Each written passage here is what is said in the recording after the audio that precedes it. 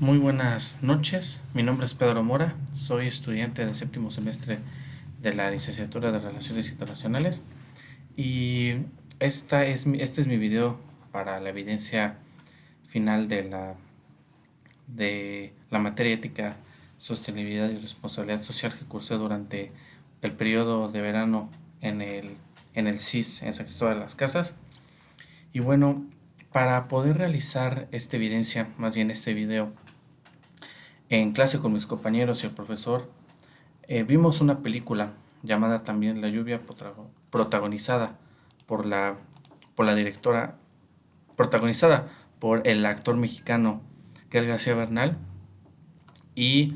dirigida por la directora española Isiar Boyarín. Esa es una película que fue filmada en Bolivia. De hecho, Bolivia juega un papel importante en la historia. Y bueno, de lo que trata, para dar primero un contexto antes de pasar a los temas principales, es que la película trata justo del rodaje de un filme acerca de la llegada de Cristóbal Colón a América por primera vez a la isla de la Española y su primer contacto con el pueblo taíno.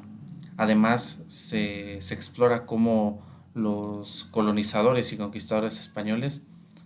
ejercían la fuerza, ejercían su dominio, ejercían su aire de superioridad en frente al pueblo indígena taíno que habitaba los países actuales de Haití y República Dominicana. En esta película también, a la par de la historia de la filmación de esta película, en la cual el personaje de Gael García Bernal, que a la película se llama Sebastián, este director, se nos presenta una historia que tiene como periodo de tiempo inicios de los años 2000, que en lugar la ciudad de Cochabamba, en Bolivia, en donde se está filmando la película. En este contexto de inicios del presente siglo es cuando hay una crisis severa de agua en Bolivia, sobre todo en las ciudades con mayor necesidad de Cochabamba, que son las ciudades más importantes de este país. Y la crisis del agua, aunada de la escasez, es que el agua había sido concesionada a una empresa extranjera, que esto causó un descontento masivo en toda la población de Cochabamba. Entonces se hace un paralelismo con la historia que se está mostrando, la historia de la represión de los españoles hacia el pueblo taíno y cómo los mismos taínos intentaron resistir. Y de hecho también cuenta la historia de Huatei, que fue el primer rebelde indígena de las Américas en rebelarse en contra del yugo español. Al mismo tiempo se nos presenta a Daniel, uno de los personajes principales de esta película, quien es uno de los principales líderes y portavoces del descontento general de la población frente a las concesiones de agua y a la escasez de agua, ya que hace poco ellos habían cavado un pozo y estaban planeando conectar el pozo que han descubierto con el otro lado de la ciudad mediante un ducto, pero fue esta empresa la que le cerró el pozo. Es aquí cuando viene un descontento mayor de la población, porque no les dejan tener el agua, no les dejan tener un acceso libre al agua, y solo es por esta empresa que tiene concesionada toda el agua de la ciudad y tiene el total apoyo del gobierno. Vemos que, a pesar de que pasaron más de 500 años de aquel 12 de octubre de 1492, cuando llegaron los primeros europeos de la península ibérica a suelo americano, pues los discursos tal vez ya no sean tan extremos al punto que se muestra la película, pero el discurso no ha cambiado del todo, ya que vemos que se repiten ciertos patrones de discriminación, de represión hacia el pueblo. En este caso ya no es el pueblo taíno del Caribe, sino es el pueblo quechua de los Altos de Bolivia, un pueblo que, de hecho, como curiosidad, en Bolivia es uno de los países sudamericanos en donde la población originaria, los pueblos indígenas, representan una mayoría de la población en comparación a la población mestiza, la cual es menos del 45% en comparación a la población indígena. Entonces se nos muestra cómo, a pesar de ser mayoría y a pesar de del descontento social, el gobierno sigue teniendo un discurso de total discriminación y lo vemos con la aparición de un personaje, el cual aparece pocos minutos, pero la cual su presencia y sus discursos son fundamentales para entender lo que quiere decir esta película. Bueno, lo que a mi consideración quiere decir esta película, cuál es una que a pesar de varios siglos que han transcurrido, las independencias consumadas, el discurso sigue siendo el mismo discurso discriminatorio hacia los pueblos originarios, la misma represión moderna que se sigue ejerciendo. Y bueno, una vez dicho esto, quiero discutir dos temas eh, justo que me llamaron la atención. Uno es, ¿qué hubiera pasado si la película, en lugar de haberse filmado en la ciudad de Cochabamba, en Bolivia, se hubiera filmado ya sea aquí en San Cristóbal de las Casas o en alguno de los corazones del movimiento zapatista en el estado? Y el segundo punto, rápidamente quiero decir, cómo si la crisis de Cochabamba se viviera en el contexto actual, ya sea en Chiapas o, bueno, en mi voy a poner el ejemplo de la crisis del agua, si hubiera una mayor crisis del agua en el Valle de México. ¿Qué haría yo desde mi posición? Bueno, lo primero es qué hubiera pasado si en lugar de elegir a la región de Cochabamba en Bolivia como el lugar oficial de filmación, se hubiera elegido los Altos de Chiapas, que tuvieran como sede San Cristóbal de las Casas. En los movimientos sociales, sobre todo en la década de los 90, marcaron la historia no solo de Chiapas, sino de todo el país, ya que el 1 de enero del año 1994 fue el alza armada, la alza armada del movimiento zapatista. Entonces, tal vez el descontento social puede ver que no haya sido el agua, puede que haya sido la constante represión, que en la filmación de la película hubiera sido tal vez con más impacto, ya que muchos, lo que pudimos ver en distintas sesiones en clase en el CIS, es que la colonización moderna está muy presente. Vemos a personas trabajando literalmente pues en condiciones, o sea,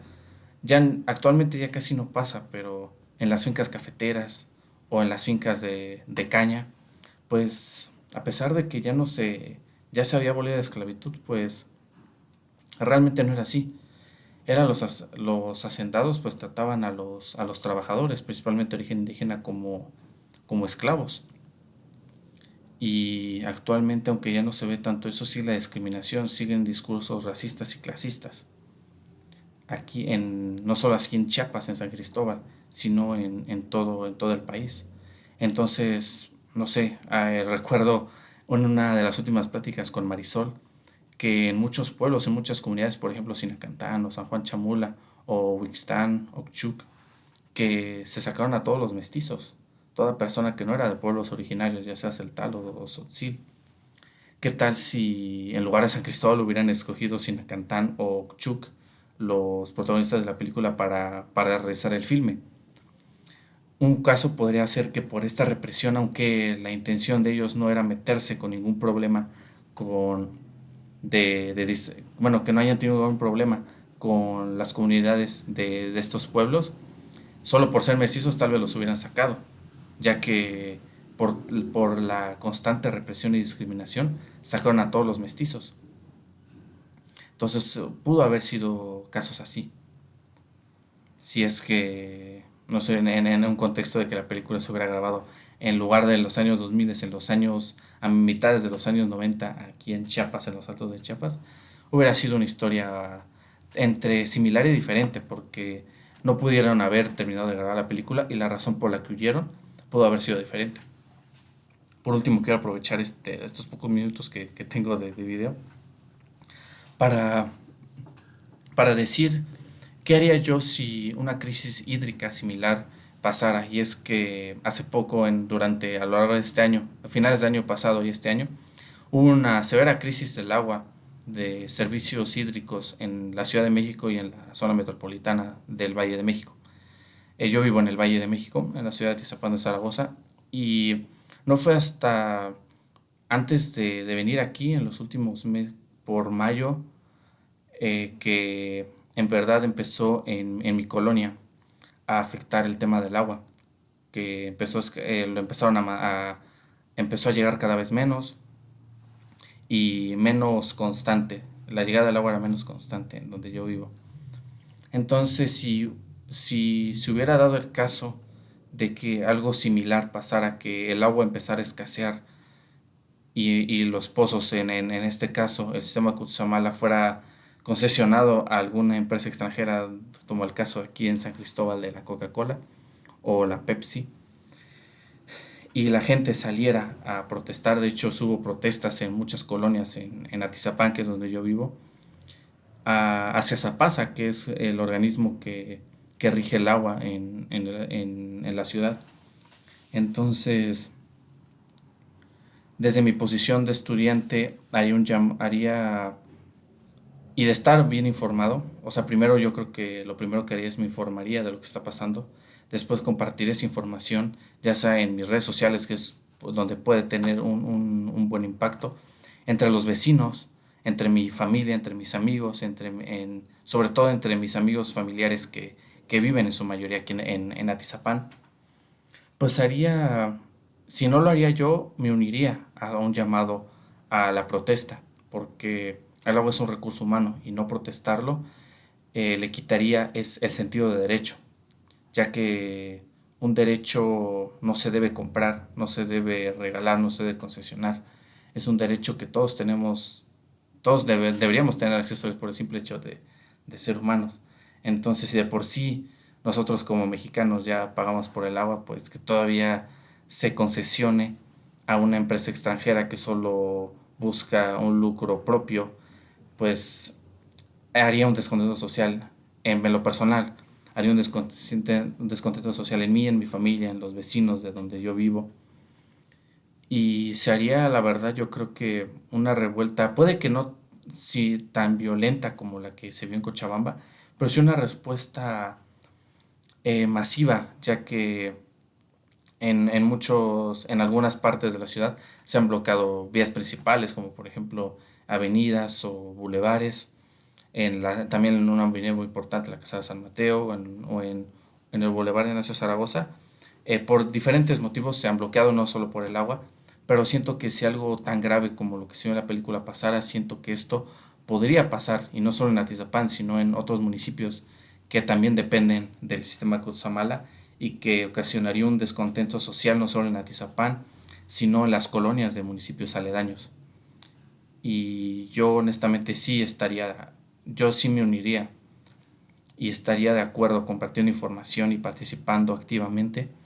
en exigir el derecho al agua, porque como lo dije, si no le exigimos pierde esa parte de que es un derecho humano. Y yo creo que concluiría con esto, que nosotros por eso, porque es un derecho, y si no se respeta, hay que exigirlo. Y lo vuelvo a decir, lo diré por tercera vez. Si no lo exigimos, si no lo protestamos, entonces realmente no es un derecho. Muchas gracias.